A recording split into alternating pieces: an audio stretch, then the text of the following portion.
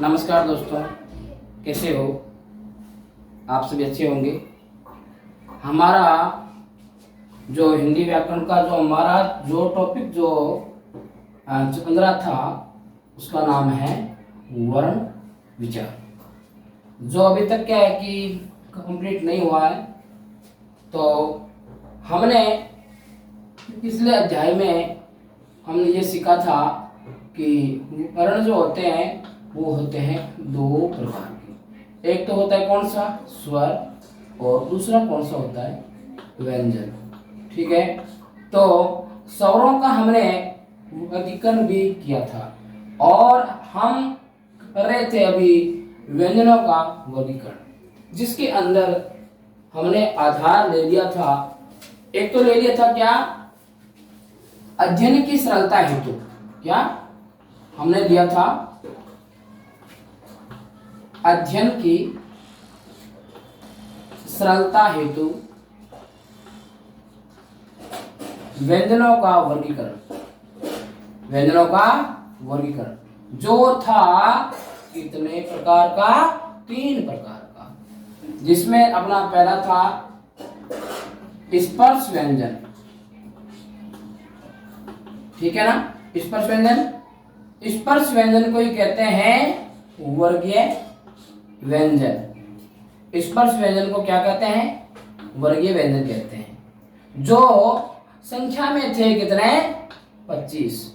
जो है अपने देखना कि कहां से कहां तक है, जो है अपना कै से मैं तक का। ठीक है। इसी का दूसरा था अंतस्थ व्यंजन। अंतस्थ व्यंजन, तो अंतस्थ व्यंजनों की संख्या थी 4, जो है य, र, ल और व। इसके बाद में था ऊष्म व्यंजन। कौन सा था? ऊष्म व्यंजन, जो संख्या में है कितने? 4। वो है देखो, एक तो आपका पलवी से, दूसरा आपका मूर्धन्य से, और तीसरा दंत्य से, और एक अपना है। ये हमने किया था वर्गीकरण, अध्ययन की सरलता हेतु व्यंजनों का वर्गीकरण। इसके बाद हमने जो दूसरा जो आधार लिया था वो देखना कि कौन सा है, ध्यान देना। व्यंजनों का हमने दूसरा आधार भी लिया था। दूसरा आधार है घोष या कंपन के आधार पर व्यंजनों का वर्गीकरण। दूसरा आधार कौन सा है? घोष या कंपन के आधार पर व्यंजनों का वर्गीकरण, जो हुआ था हमारा 2 प्रकार का, जिसमें है पहला कौन सा? पहला ध्यान देना, अघोष व्यंजन। अघोष उसको कहते हैं जिसमें गूंज नहीं होती। ठीक है ना? जिसमें गूंज नहीं होती और जिसमें कंपन नहीं होता, वो अघोष व्यंजन है। दूसरा हमने लिया था इसी का सघोष व्यंजन। कौन सा? सघोष, या बोल सकते हो इसको घोष भी बोल सकते हैं। यह लिया था हमने इसका दूसरा भेद। तो अब ध्यान देना कि अघोष व्यंजन कौन कौन से थे। अघोष व्यंजन जो थे ना, वो हमारा देखो ध्यान से, क्या कि प्रत्येक वर्ग का पहला दूसरा व्यंजन। ठीक है ना? और इसके अलावा क्या था? इसके अलावा था आपके तीनों से, यानी कि से, ये हो गया आपका पलवी से, ये से मूर्धन्य से, और ये से दंत्य से। तो अघोष व्यंजनों की संख्या थी, वो थी कितने? 13। और इसमें यानी कि सघोष व्यंजनों में हमने कल पढ़ा था कि प्रत्येक व्यंजन का अपने तीसरा और चौथा, पांचवा व्यंजन। और इसके अलावा य, र, ल, व, ये हैं आपके ये अंतस्थ व्यंजन जो आते हैं किसमें, सघोष व्यंजनों में। और एक हमारा है, ठीक है, जो यहां आपने संख्या में हो गए थे कितने, 20 हो गए थे, ठीक है। और इसके अलावा सभी स्वर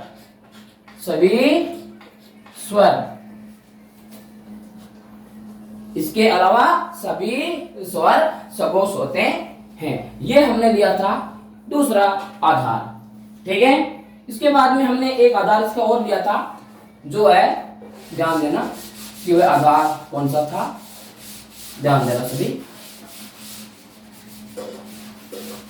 हमने लिया था बेटा तीसरा आधार कौन सा, ध्यान रखना, यह है आपका तीसरा आधार, अलप प्राण और महाप्राण। ये किसके आधार पे था, यह हो गया पहला और यह हो गया दूसरा। यह था आपके प्राण वायु के आधार पर व्यंजनों का वर्गीकरण, ठीक है। तो प्राण वायु के आधार पर व्यंजनों का वर्गीकरण।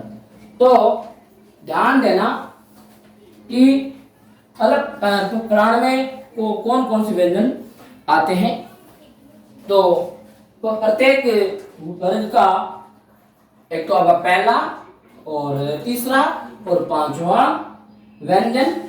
इसके अलावा अंतस्थ व्यंजन जो है आपके ये, और इसके अलावा सभी स्वर ये आते हैं किसमें, अलप प्राण व्यंजनों में। और फिर अपन देखते हैं महाप्राण व्यंजनों में आते हैं आपका प्रत्येक वर्ग का एक तो कौन सा, एक तो होता है दूसरा और एक होता है चौथा वर्ग, ठीक है। और इसके अलावा क्या है, सारे के सारे उष्म व्यंजन होते हैं कौन से, आपके तीनों से और एक आपका है, ये होते हैं उष्म व्यंजन। ये आते हैं किसमें, महाप्राण में आते हैं, ठीक है। तो हमने इस तरह देखा था कि सभी स्वर अलप प्राण तो होते हैं, लेकिन ऐसा कहा किसने था, ऐसा कहा था कि सभी स्वर क्या होते हैं, अलप प्राण। ऐसा कहने वाला था, उसका नाम है कामता प्रसाद गुरु। वेरी वेरी इंपॉर्टेंट है, नाम याद रख लेना, वेरी वेरी मोस्ट है, ये वाला क्वेश्चन एग्जाम में आने के लायक है। इसके बाद आज हम देखो व्यंजनों के वर्गीकरण का आधार लेंगे फोर्थ नंबर, यानी कि फोर्थ नंबर जो आपका आधार होगा वो देखना कौन सा होगा, ध्यान रखना, ठीक है। आज हमारा फोर्थ नंबर का आधार होगा उच्चारण के आधार पर व्यंजनों का वर्गीकरण। उच्चारण के आधार पर व्यंजनों का वर्गीकरण। व्यंजनों का वर्गीकरण उच्चारण के आधार पर जो होता है ना, वो होता है 8 प्रकार का। कितना, 8 प्रकार का होता है, ठीक है। तो वो 8 प्रकार देखना कि कौन कौन से होते हैं। मैं इसमें उच्चारण स्थान की बात नहीं कर रहा हूं, मैं इसमें ओनली उच्चारण की बात कर रहा हूं, ठीक है ना। उच्चारण के आधार पर व्यंजनों के 8 भेद होते हैं। तो इसमें हो गया आपका, देखो पहला कौन सा है, ध्यान रखना, पहला है स्पर्शी या मूल स्पर्शी, अपन इसको बोल सकते हैं स्पर्शी या मूल स्पर्शी। ये है आपका, ये इसका पहला जो स्पर्शी या मूल स्पर्शी, ये होते हैं संख्या में 16 होते हैं। ये संख्या में क्या होते हैं, 16। अब ध्यान देना कि 16 कौन कौन से होते हैं। यहां में उन 16 का, यहां मैं लिख रहा हूं उन 16 को, ध्यान देना। कै, ख, ग और घ, ये हो गए आपके बेटा कितनी होगी 4। ये है आपका कै वर्ग वाले 4। ठीक है। और एक हो गया ये और देखो ध्यान से, ये हो गया आपका टै ठै डै और ढै। ये आते हैं किसमें, ये आते हैं टै वर्ग में। और फिर अगला है तै थै दै और धै। ये किसमें आते हैं, इसका वर्ग होता है कौन सा, ये होता है तै वर्ग। और ये देखना पै फै बै और भै, ये कौन से वर्ग का हो गया, ये हो गया पै वर्ग का। तो ध्यान देना ये जो मैंने लिखे है ना 16 है ना, ये होते हैं स्पर्शी या मूल स्पर्शी। ठीक है ना, तो ध्यान देना है। अब एक बात आप ध्यान से देख लो कि मैंने यहां एक वर्ग मैंने छोड़ा है, वो है वर्ग देख लो कौन सा, वो है आपका वर्ग कौन सा है, चै वर्ग। तो इसको किसमें लेंगे, ध्यान देना। ठीक है, इसको किसमें लेंगे, आगे लेंगे, ध्यान देना इसका। ठीक है, तो ये हो गया आपका एक तो स्पर्शी या मूल स्पर्शी जो संख्या में होते हैं 16। ठीक है, अब ध्यान देना कौन सा ले रहे हैं। अब इसमें होगा दूसरा, वो है कौन सा, संघर्षी व्यंजन, संघर्षी। ठीक है, संघर्षी व्यंजन। ध्यान देना कि ये संख्या में कितने हैं। संघर्षी जो व्यंजन होते हैं वो संख्या में 4 होते हैं।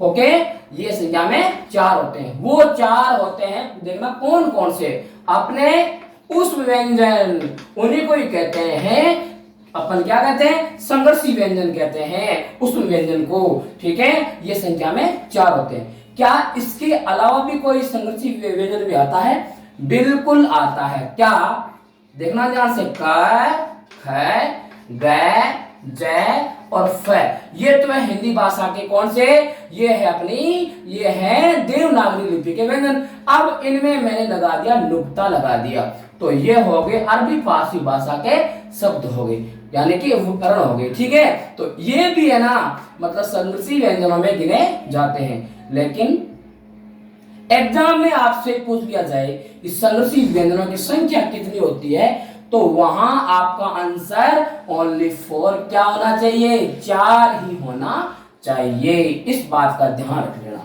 ठीक है, तो ये इसका हो गया दूसरा अर्थ। फिर लेते हैं नंबर 3, यह देखना कौन सा है, स्पर्श संघर्षी। स्पर्श संघर्षी यानी ऐसे व्यंजन जो उच्चारण करते समय स्पर्श भी तो करते हैं, स्पर्श भी करते हैं, और जो उनमें जो प्राण जो वायु होती है वो संघर्ष करके बाहर निकलती है। ठीक है, तो ऐसे व्यंजनों की संख्या कितनी है, ऐसे व्यंजन अपन इनको बोलते क्या है, स्पर्श संघर्षी। इनकी संख्या है 4। वो 4 ध्यान देना कौन कौन से है, देख लो ध्यान से। ये हो गया चै छै जै और ये झै। ये जो 4 आपके सामने लिखे हुए हैं व्यंजन, इनको स्पर्श संघर्षी में गिने जाते हैं। अब इसका 4th नंबर वाला ध्यान से देख लो कौन सा होगा। 4th नंबर होगा नासिक्य। कौन सा होगा, नासिक्य। ये तो देख लो एकदम सिंपल सीख है, इसमें मतलब क्या है कि सोचना भी नहीं है कि कौन से होते हैं नासिक्य। तो इसमें तो इतना ही ध्यान देना है कि सभी वर्गों के, सभी यानी कि वर्ग होते हैं 5 होते हैं वर्ग। ठीक है, एक तो कै वाला, एक ये कौन सा, ये चै वाला, एक ये टै वाला, और एक ये तै वाला, और एक पै वाला। ये 5 क्या होते हैं, वर्ग होते हैं। तो ये मैंने लिख दिया कि सभी वर्गों के पंचमाक्षर यानी कि 5वां व्यंजन जो होता है वो नासिक्य व्यंजनों में गिना जाता है। फिर अपन देखते हैं इसका कौन सा होगा, 5वां देखना कौन सा है। 5वां है संघर्षहीन। संघर्षहीन ऐसे व्यंजन जिनका उच्चारण करते समय अपनी जीभ को, मुख आवयों को बिल्कुल भी संघर्ष नहीं करना पड़ता, तो ऐसे व्यंजनों की संख्या कितनी होती है, 2 होती है। और वो है व्यंजन कौन से, वो है व्यंजन अपने य और व। ये और वह, इनको अपन अर्ध स्वर भी कहते हैं। क्या कहते हैं इनको? अर्ध स्वर। ठीक है ना। मैंने यहाँ नासिके के अंदर ना संख्या नहीं बताई, तो आप अंदाजा लगा सकते हो कि नासिके व्यंजनों की संख्या कितनी होगी। सभी वर्गों के पंचमाक्षर यानी कि 5 नासिके व्यंजनों की संख्या होगी कितनी? 5 होंगी। अब नंबर 6 कौन सा है, ध्यान देना। नंबर 6 उसका है नाम परकंपित व्यंजन। परकंपित व्यंजन बोल सकते हो, या इसको बोल सकते हैं अपन क्या बोल सकते हैं, लुंठित व्यंजन भी बोल सकते हैं। कौन सा? देखो नाम लिख दिया मैंने क्या, कि लुंठित व्यंजन और परकंपित व्यंजन एक ही चीज है। ठीक है, ये मतलब इसका सेम ही है। तो पर क्या हो गया, परकंपित व्यंजन, और एक हो गया लुंठित व्यंजन। इनकी संख्या कितनी है? ओनली फॉर 1, और वो है हमारा कौन सा? रे। जो रे होता है ना, रे एक ऐसा व्यंजन है जो परकंपित है और लुंठित व्यंजन भी है। इसके बाद 7वां, ध्यान रखना कि 7वां कौन सा है। 7वां है, देखना ध्यान से, 7वां जो है उसका क्या नाम है? तो पार्श्विक। क्या नाम है? पार्श्विक व्यंजन। इनकी संख्या कितनी होती है? 1। जो है कौन सा?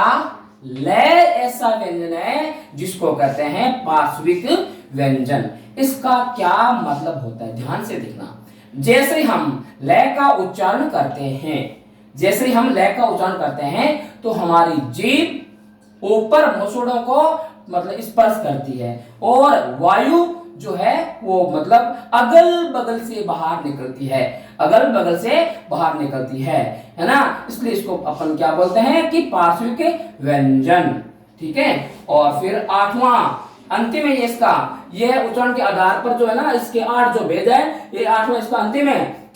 ये क्या है? 8वां है आपका, ध्यान देना कि 8वें का नाम हो गया ताड़न जात व्यंजन। ये एक का नाम और भी है उत्क्षिप्त व्यंजन, और एक का नाम और भी है फेंका हुआ व्यंजन। ठीक है, फेंका हुआ व्यंजन। इनकी संख्या कितनी होती है? इनकी संख्या होती है 2।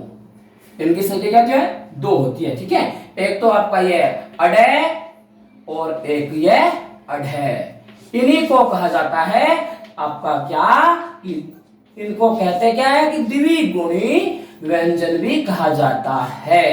ये है आज उच्चारण के आधार पर 8 भेद जो आपके सामने मैंने लिखे हैं और आपको समझाने की मैंने कोशिश भी की है। तो आज इतना ही, आगे वाली क्लास में फिर से आगे वाला टॉपिक करेंगे।